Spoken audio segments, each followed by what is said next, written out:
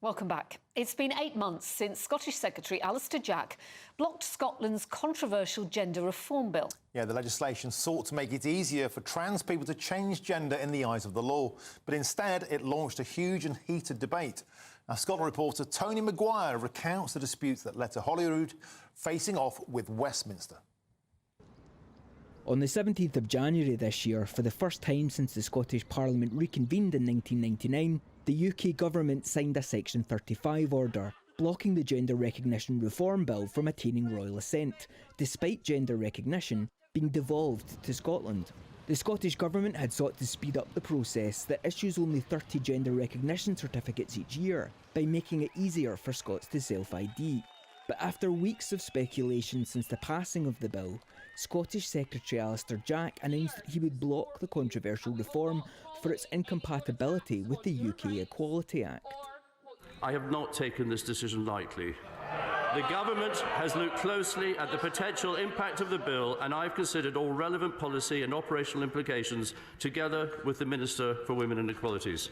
And it is our assessment that the bill would have a serious adverse impact, among other things, on the operation of the Equality Act. That evening, Social Justice Secretary Shona Robison stood before the Scottish Parliament, putting into words the government's collective shock and disappointment. Preventing the Gender Recognition Reform Bill, which was passed with an overwhelming majority, from proceeding to royal assent is a dark day for trans rights and a dark day for democracy.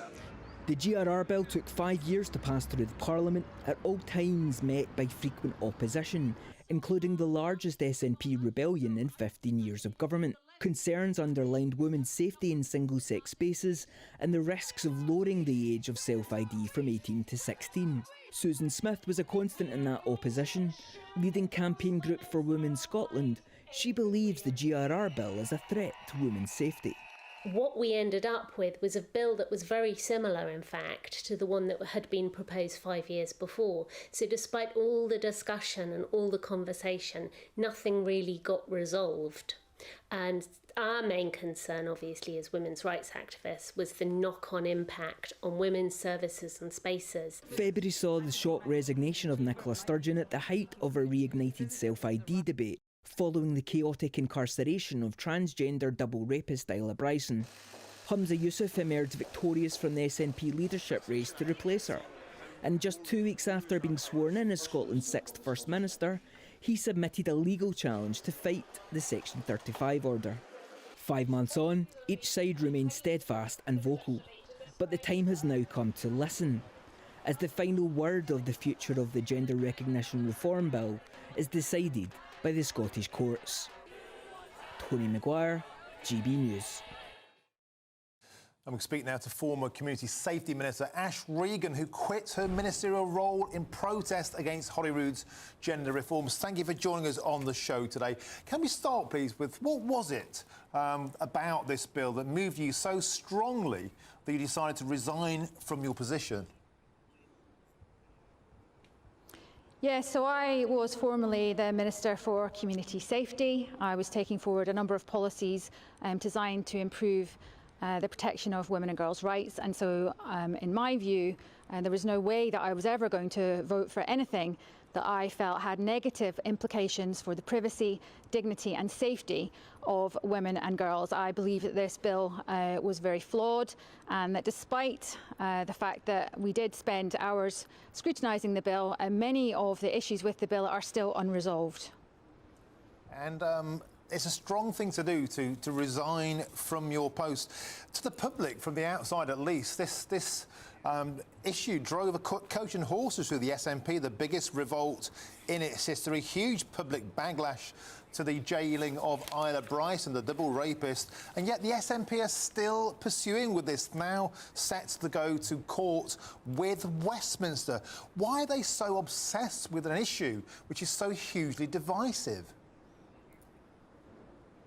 Yes, it certainly became quite a contentious issue, and you're right to say that it was a rebellion with a number of, myself and a number of colleagues, both in my party, but there are also colleagues who rebelled in other parties across the Scottish Parliament. as well.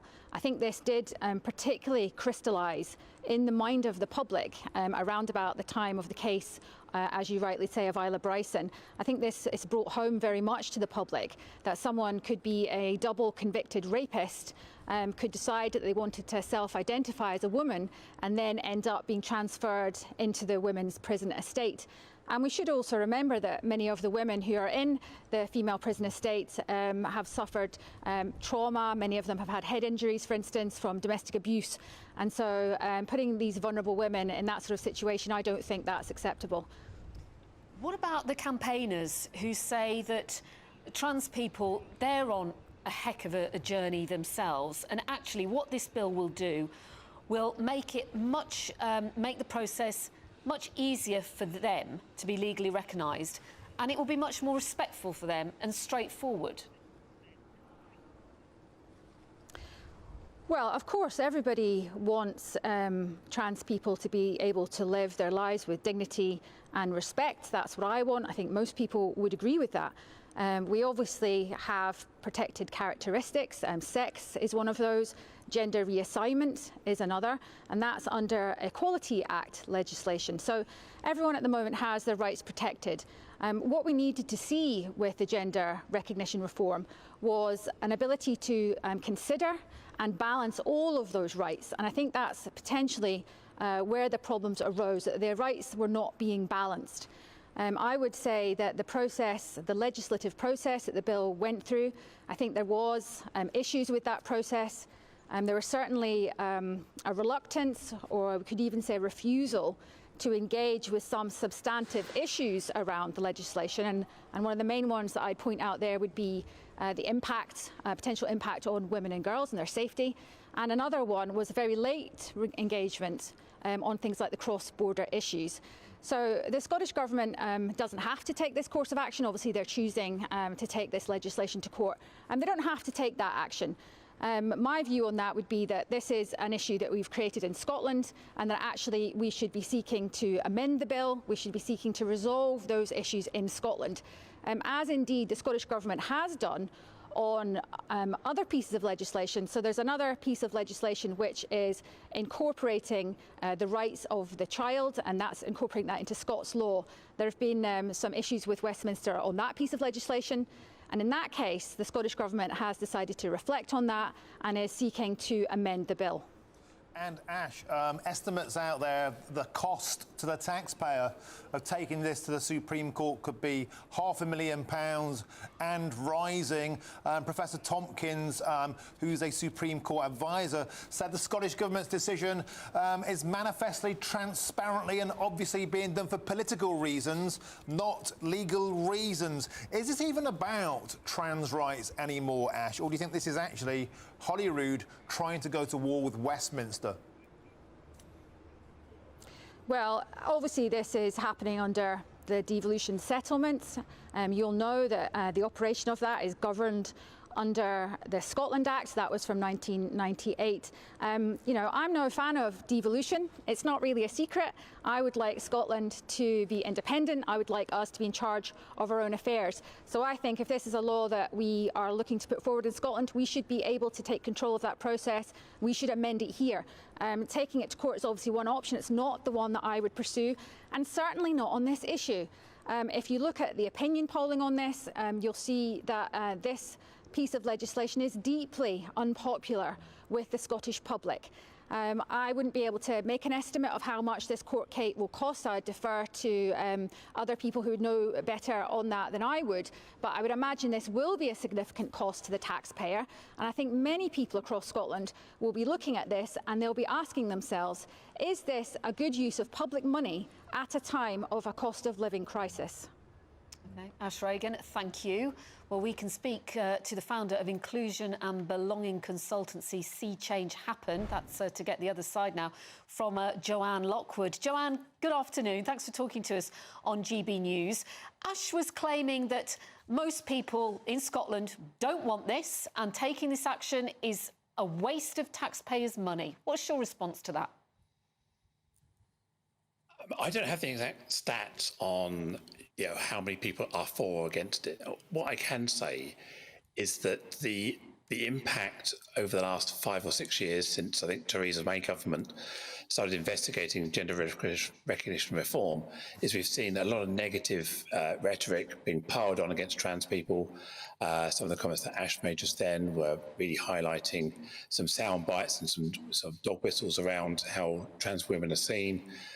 We never reflect on the impact on trans men. So yes, there has been a swing away from trans rights and trans acceptance by the public due to the negative briefings in the press and the media, and I would say largely the way the UK government are tackling these challenges. And we saw that most prevalently in the Tory leadership competition where Liz Truss took over, where it was a race to be who was the most trans critical, seemed to get the most votes. And in fact, one candidate, Penny Mordaunt, was seen to be trans positive and driven out because of that. Joanne, it's fair to say, when you look at the numbers of trans people in Scotland, it's about 26,000 in total versus 2.8 million women. And we heard there the case of Isla Bryson brought into stark relief the issues facing women around their own personal spaces and their safety being encroached upon. What would you say to people who said we all agree trans rights are human rights, but trans rights seem to be surpassing women's rights? Let's not forget there are trans women and trans men and people who identify as non-binary. Nobody is trying to suppress anybody's rights. You know, if you look at a trans masculine person, they're assigned female at birth. What about their rights? The focus seems to be on the demonisation of trans women, and that seems to be the focus. And I do accept, you know, that there are cases, there are minority cases of individuals like Isla Bryson that could be thrown up in the media saying, look, this is what happens when we allow trans people to live freely. There's a danger here that we use one example and then tar the entire trans population with that one person. You know, we saw a nurse convicted of multiple murders of babies. That doesn't mean to say that every woman is a baby killer. Not every trans person is a threat to women. And I, as a woman, as a trans woman, fully support protected spaces for women, for me as well. I want to be able to go about my life without predatory men, without people we see in the media. You know, there's more cases of metropolitan police attacking and raping women than there are trans people in the country. So again, we're picking up on this sort of kind of availability bias where we're picking on these small minority cases and then applying that rhetoric to everybody as a kind of a threat to women and girls. And I think that is largely unfounded, whipped up by the mainstream media and amplified by our government. OK. Joanne Lockwood, good to hear your thoughts this afternoon. You're from See Change Happen, the founder of Inclusion and Belonging Consultancy. It's a very interesting debate, that one, and one that no doubt will rattle on, especially with this legal case in the offing. Huge case. I want to know what would happen at the border if this bill goes through. Yeah, Get to Berwick, what do you have to do? Well, and there's a political... There's going to be gender police at the border? Yeah, who knows? Well, but there's a political ramification because Sir Keir Starmer seems quite keen on adopting the SNP stance. So this will go mainstream after the next general election. You watch.